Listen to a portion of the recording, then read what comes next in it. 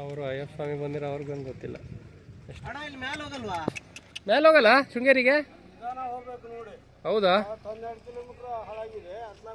ಬೇಡ ಬೇಡ ಹಂಗಾರೆ ಇದೇ ರೂಟ ಹೋಗ್ತೀನಿ.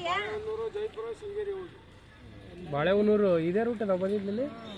ಇಲ್ಲ, ಬಾಳೆಹೊನ್ನೂರಿಗೆ ಬಂದಿಲ್ಲ ನಾವು. ರೋಡು